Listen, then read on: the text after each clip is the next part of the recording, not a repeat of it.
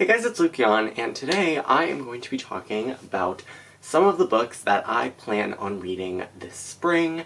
So, by spring I mean like April, May, probably like the first half of June, if not the entirety of June. Yeah, I just have some books from my TBR. I'm not counting like new releases or anything because I have a whole video about new releases that I'm excited for. But yeah, these are the books that I plan on getting to this spring. I'm probably not going to get to all of them, but if I'm looking for a book to read, it will probably be from this list. The first book that I want to talk about is actually the book that I'm currently reading right now, and that is The Rose and the Dagger by Renee Ahdieh. This is the sequel to The Wrath and the Dawn, which I read last year and actually really enjoyed. I think I really enjoyed it when I first finished it, and then I was like, it wasn't that good. But now, as I'm like reading, I read the short stories that go between the books, and I'm like 100 pages into The Rose and the Dagger, I'm like, no, I think it was actually really good. So I don't own this yet. I probably will buy a copy, but this is about a girl named Sherazade, and it is a retelling of 1001 Nights, as I'm sure you can tell by the name of the main character, and it's about this prince, or this king, I guess, named Khalid, who brings a new wife into his palace every single day, only to have her be murdered by John. And Shehrazade's best friend, Shiva, ends up being killed, and so she volunteers to become his wife, and she's the only one to live to see the dawn. So this is the sequel. It picks up where the first book left off, and I'm really enjoying it. So I felt like I should mention that first, since I'm already in the middle of reading it. So I'm actually going to start off with two classics. I plan on reading these in May, because the Asian Readathon is in May. So one of those is the Shahnameh by Abolghasem Ferdowsi. This is the Persian Book of Kings. It's like an epic poem. And the main reason I want to read this is because it inspired one of my favorite books of all time, which is This Woven Kingdom, which I have a reading blog for, and I just really want to read this and see kind of where the roots of that story come from. And also, I've just heard it's great, so I'm really excited to read that. And in the same vein is 1001 Nights, or the Arabian Nights, or, you know, stuff like that. I am currently finishing up the Wrath and the Dawn series, and there are just a lot of series and books that are based off of these stories, and they're just, like, very classic stories as well. So I'm really excited to get to this. And as for, like, you know, more modern books, the first one that I want to get to is one that I've owned for so long, and it is The False Prince by Jennifer A. Nielsen. I honestly have no idea what this book is about. It's about 4 boys, 1 treacherous plan, an entire kingdom, and a fool. I just remember I was in Barnes & Noble one time, and my mom was like, you should get this. And so I bought it, not really knowing what it's about, but I do want to get it off my TBR because it's been there for a really long time. So even if I hate it, honestly, I'm just going to be glad that it's off my TBR. And it just feels like kind of spring-ish. I don't know why, but I don't know. I hope to get to this. Next, I have Sweet Scarlet by Maureen Johnson. I love Maureen Johnson's books, and this is one of her contemporary books, and this is about a girl named Scarlett who's a part of this, like, huge family. I think they have, like, 5 kids or something, and they live in and run this hotel in New York City, and she kind of just gets into a bunch of shenanigans. It's probably just going to be, like, a light, fluffy read, which is great for springtime, so really excited for this one, and again, I really love Maureen Johnson's books. Another book that I plan on reading during May for the Asian Readathon is Pachinko by Min-Jin Lee. I've owned this book for a really long time, but the thing that has kind of fueled me to finally pick it up is the new show that just came out. I think it's on Apple TV, if I'm not mistaken, but I'm really, really excited to watch that show, and I always like to read the book before I watch the adaptation, so I'm really excited to read this, and I also know that it's one of Tahereh Mafi's favorite books, so that's also very exciting. And then I always like to read an Agatha Christie book now and again, so the most springy one that I could kind of think of was Towards Zero. I know this is one of Agatha Christie's top 10 favorite books that she wrote herself, so I'm excited for this one. I think it's about someone who dies, like, at a tennis court or something. I don't know, a famous tennis player dies, and I think it, like, has to do with this school, like this boarding school in London probably. It's so short, like I just realized it's like 230 pages, so it's definitely a short Agatha Christie book, like on the shorter side, and I love Agatha Christie, and this just looks like it would be good for spring. Then I have some like lighter, fluffier romance books. One of them is Love and Other Words by Christina Lauren. I know this is actually like one of their saddest books, but I love this author duo. I read a lot of their books, and this is one that I actually haven't read. I mean, obviously, I'm talking about that I will read it. But I actually have no idea what this book is about. It says it's the story of the heart, or it says something on the back. It says the story of the heart can never be unwritten. And I've heard that a lot of people say this is sad. So maybe this isn't a great springtime book, but I really want to finish all of Christina Lauren's books that I haven't read. So this is just one that I own that I haven't read. And it's actually pretty long. It's like 400 something pages, so that's pretty long for like a romance book, but I'm really excited to read it nonetheless. And then the other book that I have from them is Autoboyography, which is about like a Mormon kid who moves to like a very conservative town and then ends up like starting a relationship with the teaching assistant to his like creative writing class. That's all I really know about it, and I read like the first 2 chapters a couple days ago because I thought I was going to start reading this, but I just wasn't really in the mood for it, so I'm probably going to read it later this month. But I heard that this one is really, really good too, and it's one of their few YA books, so that should be interesting. The next book that I have is Blood and Honey by Shelby Maher. This is the sequel to Serpent and Dove, which I read like a year and a half ago. I read it like at the tail end of the summer in 2020.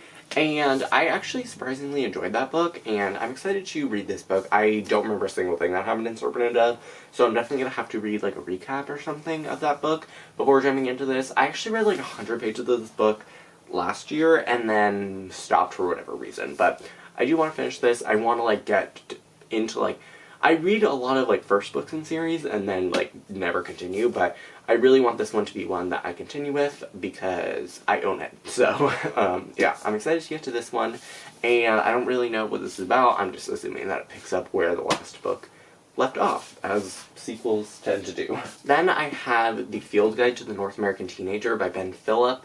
This is a book that I've had for a really long time as well. I remember I went to a book signing and they were there, like this author was there, and so yeah, I got this book, and it's actually signed, which is what I was just looking at.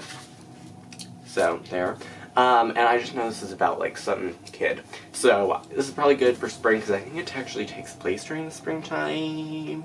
Maybe not. Maybe I just messed that up. It says The Night of Prom, so I'm guessing that's, like, spring, summer-y, so I'm excited to read this book. It seems like it'll be like a fun contemporary book. Then I have Are the Wildcats by Siobhan Vivian. So this book is basically about a team of girls who are on the field hockey team, the varsity field hockey team, and their coach lets them have like a sleepover, and they end up getting into like some shenanigans. There are like pranks and stuff, and then something happens with the coach, I think. I think this takes place over like the course of 24 hours, so that's always a cool like thing that books do.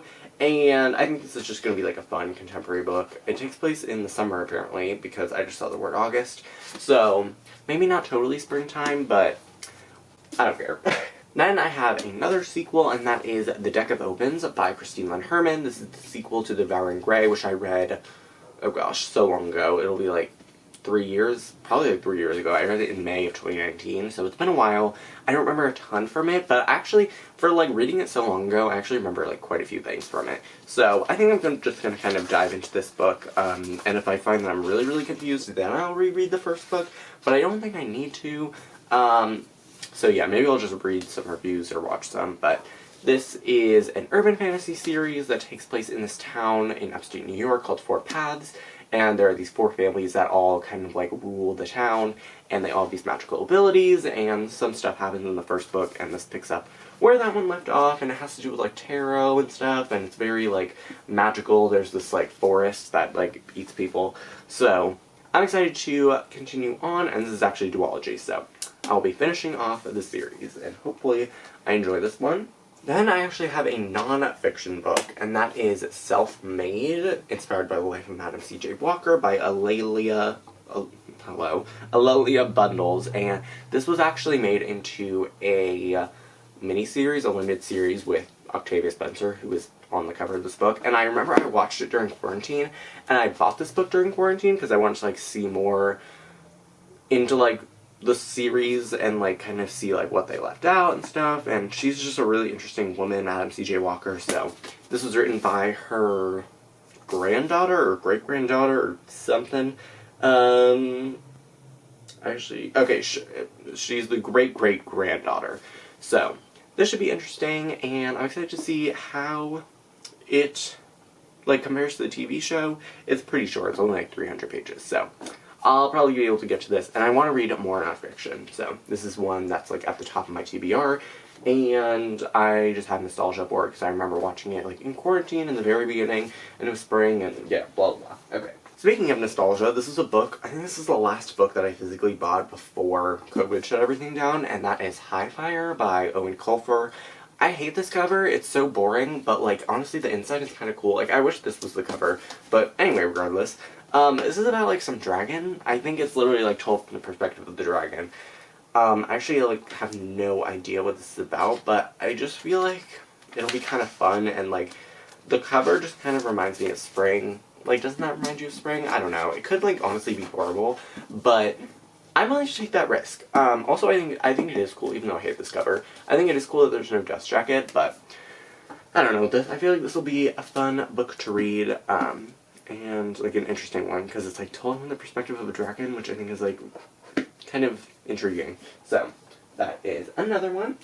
Another sequel that I've been meaning to get to for a very long time is Nexus by Sasha, Alzberg, and Lindsey Cummings.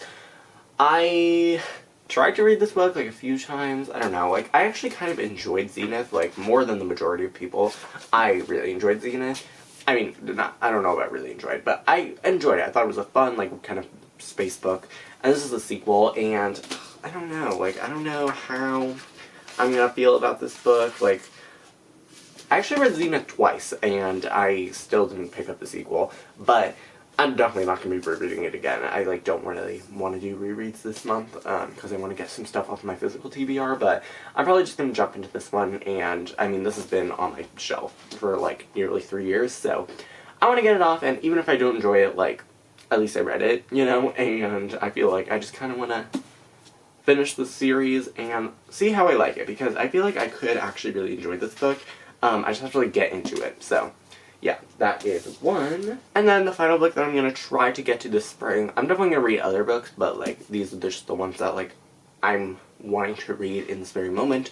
The last one of those is The City of Brass by S.A. Chakraborty. This is definitely like kind of more of a fall book, but I'm going to try to read it this spring. I know this is about a woman named Maher who lives in 18th century Cairo. I can never remember if this book takes place in the 18th century or in the 1800s. Yeah, okay, 18th century Cairo, and she basically ends up summoning this djinn. I think it's a djinn, right? I don't want to, like, misspeak. But yeah, I think it's a djinn, and then she ends up being taken to the City of Brass, which is this, like, legendary city, with all this magic and stuff. So, this just seems like it'll be really, really magical, and I'm just kind of in this mood for, like, this kind of, like, fantasy, because I'm reading The Rock and the Dawn right now, and this reminds me of that a little bit. But, yeah. I own this book and the sequel, actually, so maybe I'll, like, binge read them? I don't know, but I'm really, really excited to read this book. I heard it's really magical, and that the fantasy world is really cool, so definitely excited for this. So, those are all the books that I have to talk about today. I'd love to know what books you are planning on reading during spring. If you've read any of these books, I'd love to know your thoughts on them, but that is it for this video. I really hope you guys enjoyed. All my social media links are in the description box below, and I will see you in my next video. Bye!